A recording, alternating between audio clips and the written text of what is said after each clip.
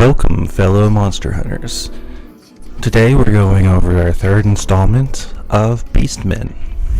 Our first one is only a monster in Kenku Cross's Monster Girl Encyclopedia. Everywhere else, it is an animal. It is the grizzly. Lewis and Clark first described it as grizzly with no Z's, which could be interpreted as either grizzly or grizzled, that is, with golden and gray tips of the hair, or grizzly, fear-inspiring, now usually gruesome. The modern spelling suggests the former meaning.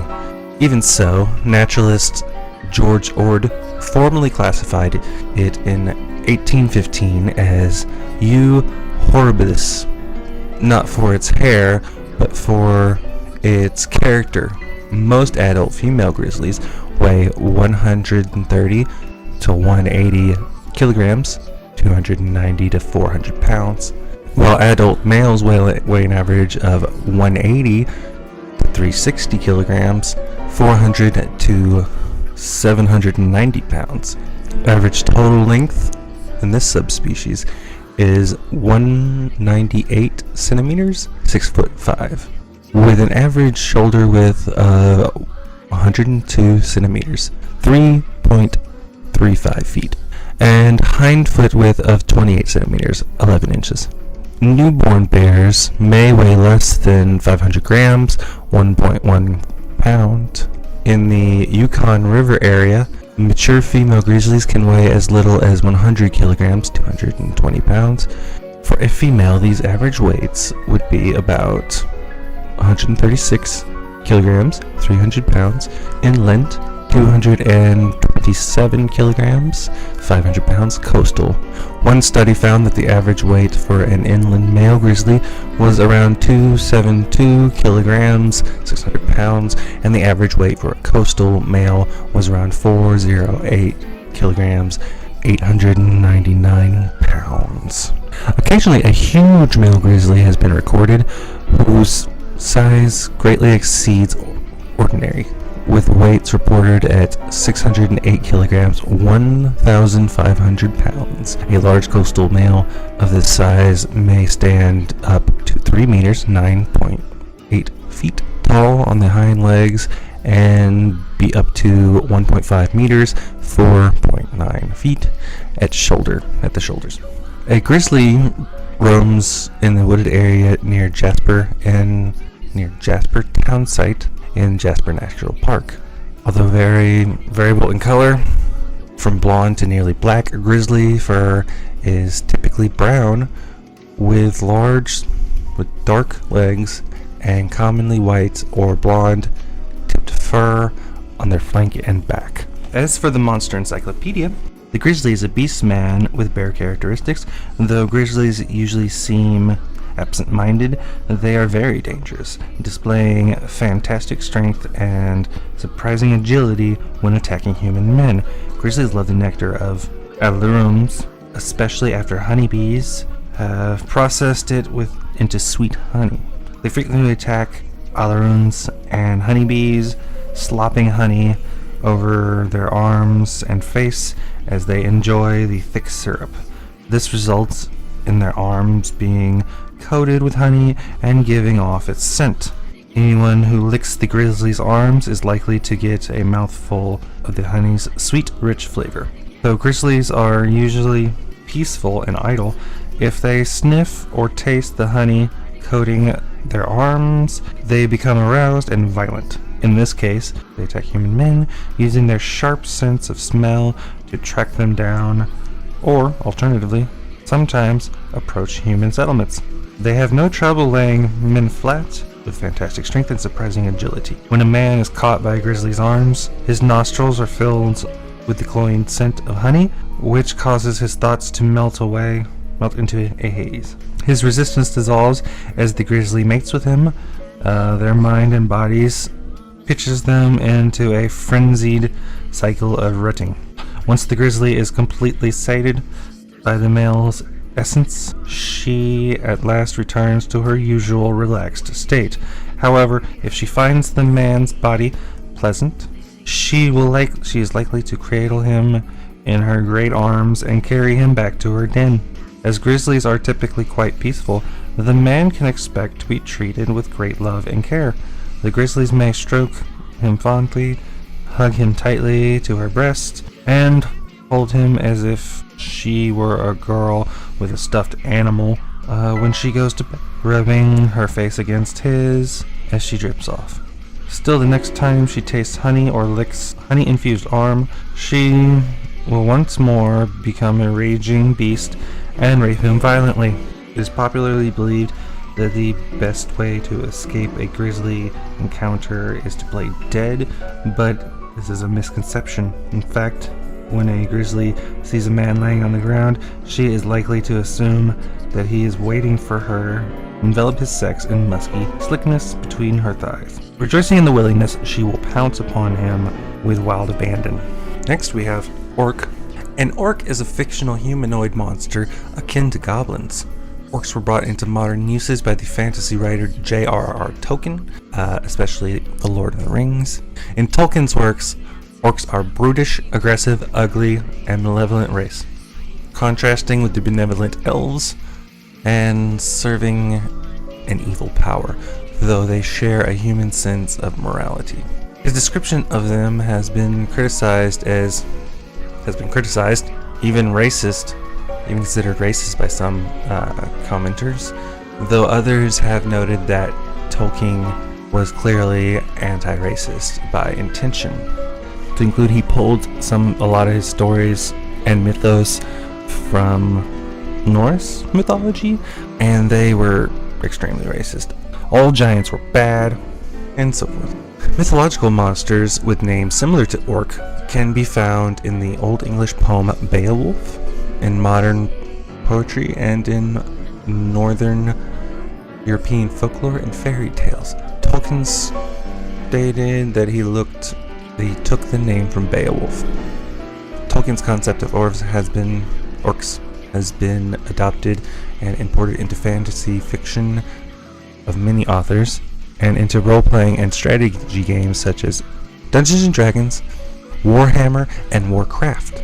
From the encyclopedia, the orc is a beastman with pig characteristics. While orcs are quite violent and known for their vicious attacks on humans, they are ungainly creatures and not particularly powerful monsters. Despite this, one must be cautious, as they are sly and strike more often in groups. Orcs are extremely lustful. Their minds never far from the thought of sex, most especially when they are on the prowl. When an orc finds a man, she gathers a band of her brethren to subdue her intended victim, and they move in for the attack. If captured, the man is taken to their lair, where he becomes their slave, forced to fornicate endlessly with these sex-starved creatures, one after the other. Sandwiched and mounted, he is subsumed by their ample bodies, their voluptuous forms embodying their carnal desire as they pound themselves into his sex, hips grinding wildly as they make him theirs. On the other hand, when orcs are defeated by the human they attack, they yield to the victors as their masters, as though they were their slaves. This change in the behavior is immediate. Instead of her usual rough manner, a defeated orc becomes meek and will fawn over her master. The orc's lust, however, does not change, and they often attempt to entice their master to mate quite frequently. Once the orc has a master, she becomes his and his only. Body and soul, her soft, full form, now exist only for the use and pillage of the one man, her master. The more her master defiles her, like she is but a mere tool for relieving his sexual urges, the more elated she feels to have pleased him, her master, who fills her with ecstasy. Thus, orcs have a binary nature, dominant strength or obedience. This is more a matter of instinct than personality. Any orc who has not known defeat will delight in violating men ruthlessly without question, while orcs who have tasted defeat and gained a master delight in submitting to his will. An orc's loyalty to her master is true and extreme, etched in her very instinct.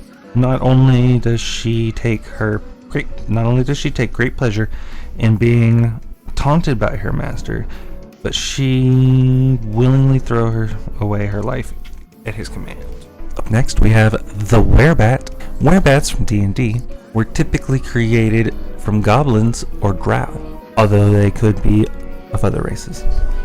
Their normal forms are typically pug-nosed and sharp-teethed, possessing oddly keen hearing and very poor eyesight in the sun. Werebats. The most fearsome form of the werebat is the hybrid form, retaining a humanoid figure but with the arms extended, with leathery wings, snouts pushed out of their face, and eyes that glowed when hit by light. Their teeth are sharpened into fangs, and their nails lengthened into pointed claws. In Pathfinder, werebats are one of the most feared types of lycanthropes. They are as numerous and gargantuous as were-rats, but are much more open and aggressive. They are sometimes mistaken for vampires. Some werebats are affronted by this and make a point to oppose vampires. In their humanoid form, werebats resemble normal members of their race, but tend to have dark hair and severe features. They are usually thin, of about average height, but significantly below average weight. Many have poor vision, but make up for it with keen hearing and a good sense of smell. Werebats from the encyclopedia.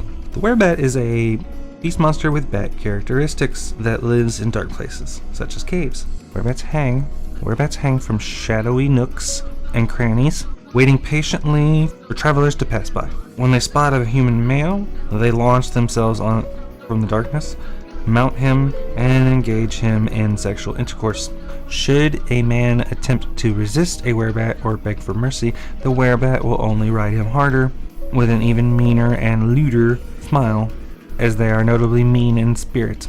If there are other werebats in the same area, the loud panting of the werebat already engaged in intercourse arouses the others, and they swarm upon the man. The throng from above presses and shoves against one another, as if each is scrambling to partake of a single luscious dish, attempting to taste the man's body. They jostle and rub and lick him, teasing his body. Even after the man releases his essence into one of the werebats, another will mount him at once and begin rocking herself against him. Among this bacchanalia, the man is overwhelmed by the darkness of their overlapping wings to know how many are violating him and why.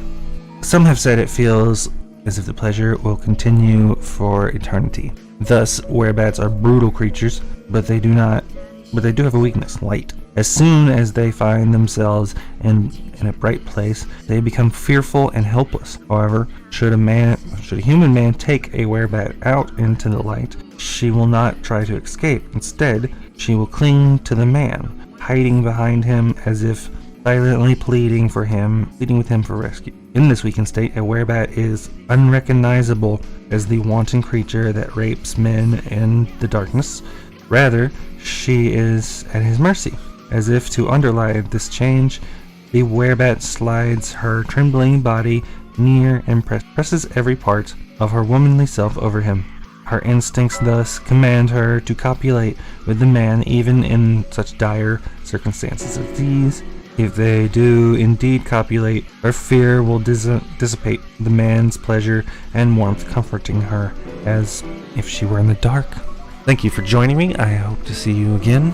Be sure to like, subscribe, follow, whatever, so you know when the next one's coming out. Goodbye.